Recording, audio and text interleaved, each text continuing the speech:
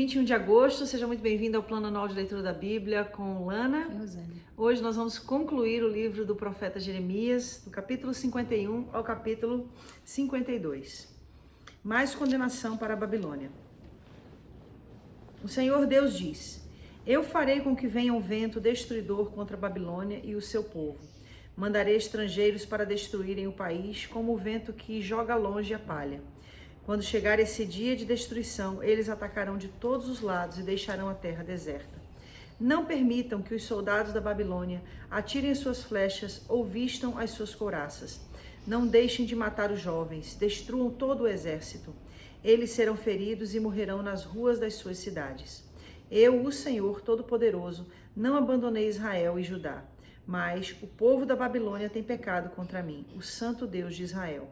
Fujam da Babilônia, salva-se quem puder. Não sejam mortos por causa do pecado da Babilônia. Agora eu me vingarei dela e lhe darei o castigo que merece.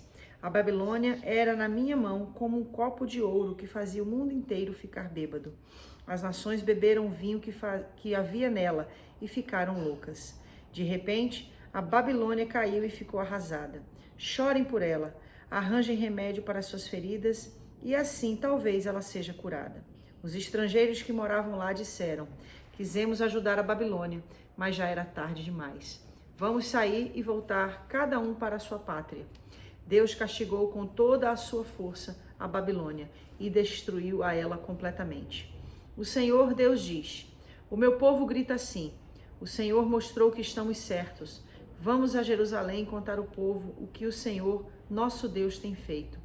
O Senhor despertou o ânimo dos reis da Média, porque ele quer destruir a Babilônia. É assim que ele vingará a destruição do seu templo.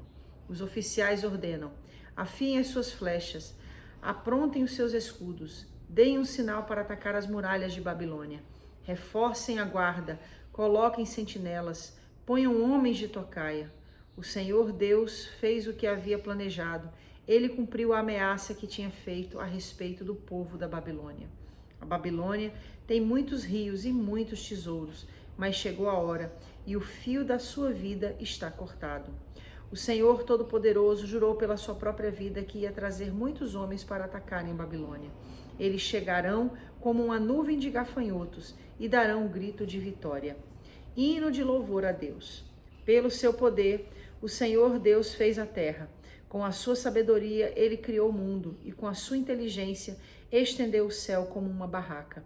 Quando o Senhor dá ordem, as águas rugem do céu. Ele manda as nuvens subirem dos fins da terra. Ele faz o raio para a chuva e manda o vento sair dos seus depósitos. Diante disso, todos os seres humanos são tolos e ignorantes. Todos os que fabricam ídolos ficam desapontados porque fazem deuses falsos que não têm vida. Esses ídolos não valem nada, são uma tapiação, serão destruídos quando o Senhor vier castigá-los. O Deus de Jacó não é assim, foi ele quem fez todas as coisas e escolheu Israel para ser o seu povo. O seu nome é Senhor, o Todo-Poderoso. Babilônia, poder destruidor nas mãos de Deus. O Senhor Deus diz: Babilônia, você foi o meu porrete de guerra, você foi as minhas armas de combate. Por meio de você, eu despedacei nações e acabei com reinos. Por meio de você, esmaguei cavalos e cavaleiros e destruí carros de guerra e aqueles que os dirigiam. Por meio de você, matei homens e mulheres, despedacei velhos e moços e esmaguei homens e moças. Por meio de você, esmigalhei pastores e os seus rebanhos, despedacei lavradores e os seus bois de arado e esmaguei governadores e altas autoridades. O castigo da Babilônia. O Senhor Deus diz: Vocês verão como vou fazer com que a Babilônia e o seu povo paguem por todo o mal que fizeram a Jerusalém. A Babilônia, você é como uma montanha que destrói o mundo inteiro, mas eu, o Senhor, sou seu inimigo. Eu a pegarei e a arrasarei. Eu farei você virar cinza. Nenhuma das suas pedras será usada para uma nova construção. Você vai virar para sempre um deserto. Sou eu, o Senhor, quem está falando. Deem um sinal de ataque, toquem as cornetas para que os povos escutem. Preparem as nações para lutarem contra a Babilônia. Digam aos reinos de Ararat, Mine e Askenaz que ataquem. Indiquem um oficial para comandar o ataque. Tragam um grande número de cavalos, como se fossem uma nuvem de gafanhotos. Preparem os reis da Média, as suas autoridades, os seus oficiais e todos os países que eles controlam, para que eles guerreiem contra a Babilônia. A terra treme e se abala, porque o Senhor está fazendo o que planejou. Ele fará a Babilônia virar um deserto onde não mora ninguém. Os soldados babilônios pararam de lutar e ficam nas suas fortalezas. Perderam toda a coragem, parecem mulheres. Os portões da cidade estão quebrados e as casas pegaram fogo. Saem correndo mensageiros, um depois do outro, para contar ao rei da Babilônia que a cidade foi invadida de todos os lados. O inimigo tomou as passagens do rio e pôs fogo nas fortalezas. Os soldados babilônios ficaram apavorados. Dentro de pouco tempo, o inimigo os cortará e pisará como trigo no terreiro. O Senhor Todo-Poderoso, Deus de Israel, está falando. O rei da Babilônia cortou Jerusalém em pedaços e a devorou. Ele esvaziou a cidade como um jarro, como um monstro ele a engoliu. Ele tirou o que queria e jogou o resto fora.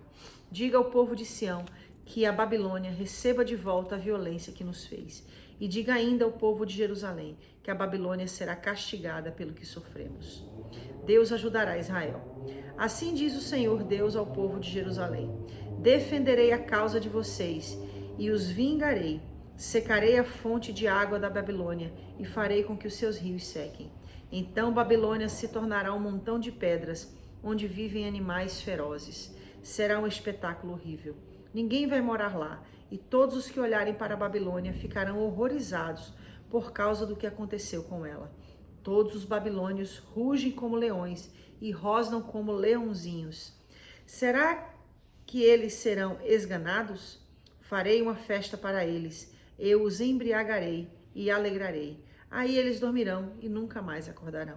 Eu os levarei para serem mortos, como se fossem cordeiros, bodes e carneiros. Eu, o Senhor, estou falando. A queda da Babilônia. O Senhor Deus diz: Babilônia, a cidade que era admirada em todo o mundo foi tomada. Que espetáculo horrível ela se tornou para as outras nações. O mar rolou sobre Babilônia e a cobriu com ondas violentas. As cidades estão arrasadas, são como um deserto sem água, onde ninguém mora e por onde ninguém passa.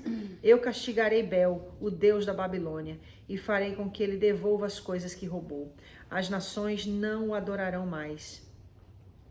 As muralhas da Babilônia caíram. Povo de Israel, fuja de lá, que cada um salve a sua vida do fogo da minha ira. Não percam a coragem, nem fiquem com medo das notícias que ouvirem.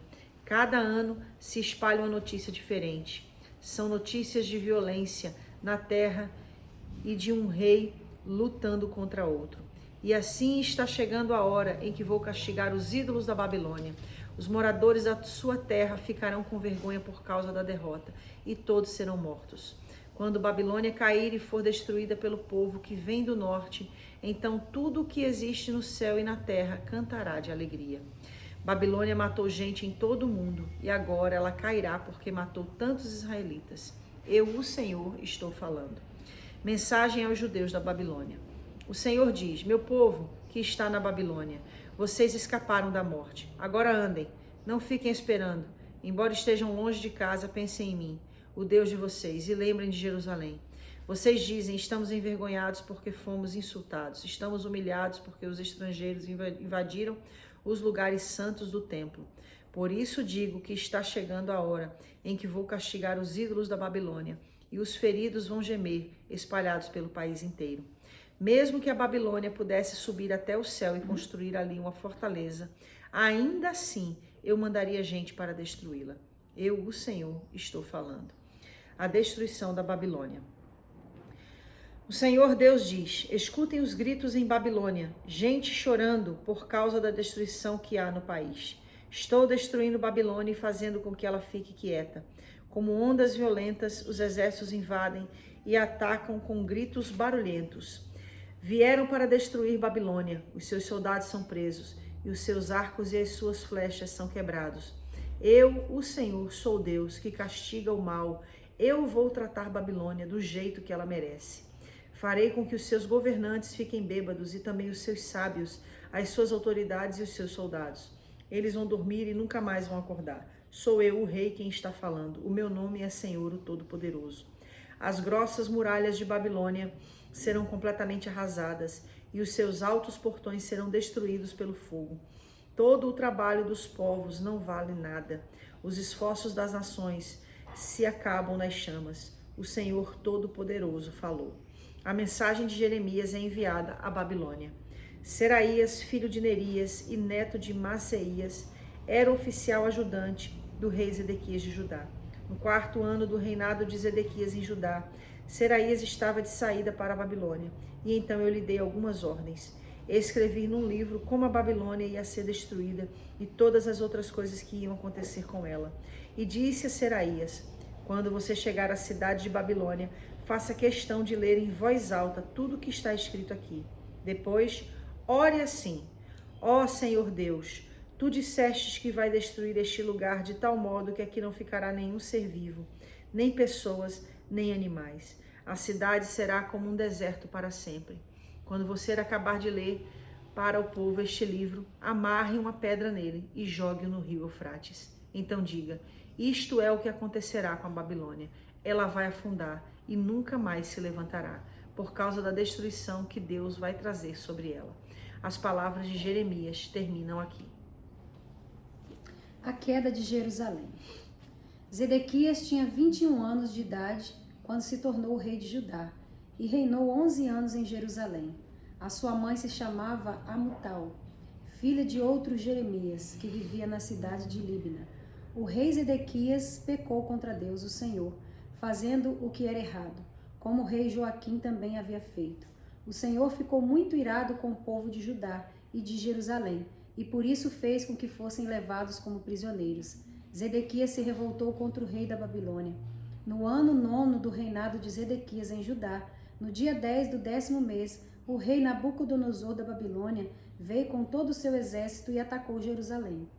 Eles acamparam fora da cidade e construíram torres em volta para cercá-la. A cidade ficou cercada até o ano 11 do reinado de Zedequias. No dia 9 do 4º mês daquele mesmo ano, a fome apertou na cidade. O povo não tinha nada para comer. Quando os babilônios abriram brechas nas muralhas, todos os soldados judeus tentaram fugir durante a noite, embora a cidade estivesse cercada. Foram pelo caminho do Jardim Real, atravessaram o portão que liga as duas muralhas e fugiram na direção do Vale do Jordão. Mas o exército dos babilônios perseguiu o rei Zedequias e o prendeu na planície de Jericó, e todos os seus soldados o abandonaram. Zedequias foi levado como prisioneiro ao rei Nabucodonosor, que estava na cidade de Ribla, na região de Amate. Ali, Nabucodonosor o condenou. Em Ribla, o rei da Babilônia mandou matar os filhos de Zedequias na presença do pai. Também mandou matar as autoridades de Judá. Depois mandou furar os olhos de Zedequias e o prendeu com correntes de bronze, a fim de levá-lo para a Babilônia. E Zedequias ficou na prisão em Babilônia até os dias da sua morte. A destruição do templo.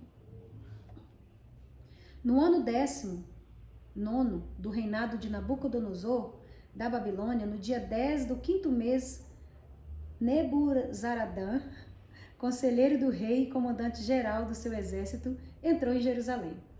Ele incendiou o templo, o palácio do rei e as casas de todas as pessoas importantes de Jerusalém.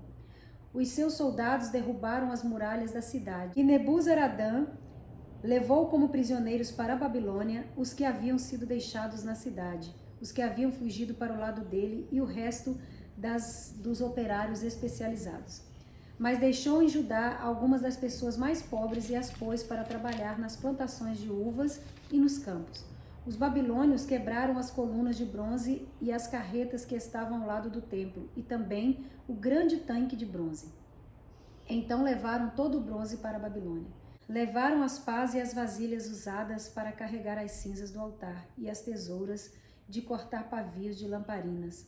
Levaram as tigelas onde eram recolhido o sangue do sacrifício, as vasilhas de queimar incenso e todos os objetos de bronze usados no culto. Levaram todas as peças feitas de ouro ou de prata, as vasilhas pequenas, os pratos de carregar brasas, as tigelas em que era recolhido o sangue dos sacrifícios, as vasilhas para a cinza, os candeeiros, as vasilhas de incenso e os vasos usados nas ofertas de bebidas. Não foi possível calcular o peso dos objetos de bronze que o rei Salomão havia feito para o templo, isto é, as 2 colunas, as carretas, o grande tanque e os 12 bois que os sustentavam. As 2 colunas eram iguais, cada uma tinha 8 metros de altura por 5 metros e 35 centímetros de circunferência. Eram ocas e a grossura do metal era de 10 centímetros. No alto de cada coluna havia um remate de bronze, que media 2 metros e 20 de altura. Em toda a volta do remate havia um enfeite rendilhado e com romã. Tudo isso também era de bronze. No enfeite rendilhado de cada coluna havia 100 romãs, sendo que 96 delas podiam ser vistas do chão. O povo de Judá é levado para a Babilônia. Nebuzaradã, o comandante-geral, também levou como prisioneiros Seraías, o grande sacerdote, e Safonias, o segundo sacerdote, e os 3 outros oficiais de importância no templo. Da cidade ele levou oficiais que tinham sido comandante das tropas, 7 conselheiros do rei que ainda estavam lá. O oficial encarregado de alistar homens para o exército e mais 60 homens importantes. Nebuzaradã os levou ao rei da Babilônia, que estava na cidade de Riba, na terra de Amate. Ali o rei mandou surrá-los e depois matá-los.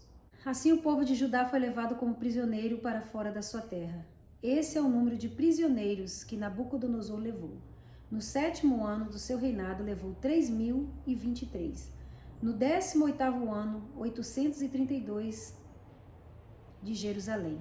No 23º ano, Nabuzaradã levou 745. Ao todo foram levados 4.600 pessoas. No ano que se tornou rei da Babilônia, Evil-Merodach foi bondoso com o rei Joaquim, de Judá, e o libertou da prisão. Isso aconteceu 37 anos, 11 meses e 25 dias depois que Joaquim havia sido levado como prisioneiro. Evil-Merodach tratou Joaquim com bondade. Ele deu uma posição mais alta do que a dos outros reis que eram prisioneiros com ele em Babilônia. Assim deixaram que Joaquim tirasse as suas roupas de prisioneiro e vestisse as suas próprias roupas, e comesse junto com o rei pelo resto da sua vida. E todos os dias, enquanto viveu, recebeu do rei uma pensão para o seu sustento. Concluímos aí o livro de Jeremias, maior livro da Bíblia, seguido pelo livro de Salmos. E tudo que a gente tratou, né, nesses 2 últimos capítulos do profeta Jeremias, falando exatamente acerca desse juízo de Deus contra Jerusalém e esse juízo de Deus usando a Babilônia. E eu queria chamar a atenção para uma coisa muito interessante, não sei se você que está acompanhando a leitura percebeu, mas o próprio Deus falou que era ele quem estava levantando a Babilônia, usando a Babilônia como vara da sua ira, como vara do seu juízo, como vara da sua indignação contra o seu povo. E aí, posteriormente, a gente vê Deus, né, no final do capítulo, Jeremias sendo usado pelo Senhor para trazer essa palavra profética contra a Babilônia. E aí eu queria fazer um pequeno adendo, porque eu acredito que não temos muito mais o que acrescentar dentro de tudo que a gente já falou, de todos os capítulos de Jeremias. Sim, Deus usa o ímpio para muitas vezes tratar o seu povo, assim como ele usou a ímpia Babilônia para tratar com Jerusalém. Mas a gente não pode se esquecer que quando Deus usa o ímpio para tratar com o seu povo, ele usa o ímpio para tratar o seu povo e trazer o seu povo para um posicionamento de cura, de restauração. Mas isso não significa que o ímpio sairá imune. Na realidade, Deus usa essa maldade, essa impiedade que já está dentro do coração do ímpio para trazer essa disciplina, para trazer esse juízo sobre o seu povo. Mas isso não significa que o ímpio, aquele que está movido com esse coração muitas vezes mau e perverso, vai ficar imune, vai ficar ausente maldade, né? do juízo de Deus. Porque na verdade é uma escolha, né, que a pessoa faz em ser bom ou ser ímpio, ser ruim ou ser impiedoso, né? Então Deus usa dessa inclinação que ele mesmo tem dentro de si, que é a sua escolha de fazer as coisas ruins, para, muitas vezes, tratar algumas pessoas, né? Às vezes pessoas do seu aprisco mesmo, né? Como nesse caso que fala Jeremias. E uma coisa muito importante que a gente precisa pontuar aqui porque é muito comum a gente ver até os dias de hoje, né? Uma pessoa que não é cristão, tá? Que muitas vezes não serve ao mesmo Deus que a gente. E essas pessoas muitas vezes se vangloriando, que muitas vezes a gente vê pessoas que são incrédulas sendo colocadas sobre essas pessoas que creem em Deus. Já viu essas situações? Sim. Pessoas às vezes que são ímpias, que são más, e muitas vezes essas pessoas estão massacrando pessoas que são cristãs, Verdade. massacrando pessoas que servem a Deus. Só que a gente precisa entender o seguinte: Deus tem um propósito para todas as coisas. E sim, Ele permite que isso aconteça. Muitas vezes Ele traz esses acontecimentos com um propósito ainda muito maior. Mas o que a gente não pode esquecer é que o que Deus permite que aconteça com o justo sempre produzirá mais justiça. Trará cura, trará restauração. Esse é o propósito. Né? Em contrapartida, o ímpio se tornará ainda mais ímpio, será ainda mais enrijecido pela sua maldade e, sem sombra de dúvida, quando o juízo vier, será para a completa destruição. Fica com essa palavra. Uau, aproveita o máximo o livro do profeta Jeremias. Final, né? Maravilhoso. E a gente amanhã começa Lamentações, também de Jeremias, o profeta chorando. Tchau, tchau.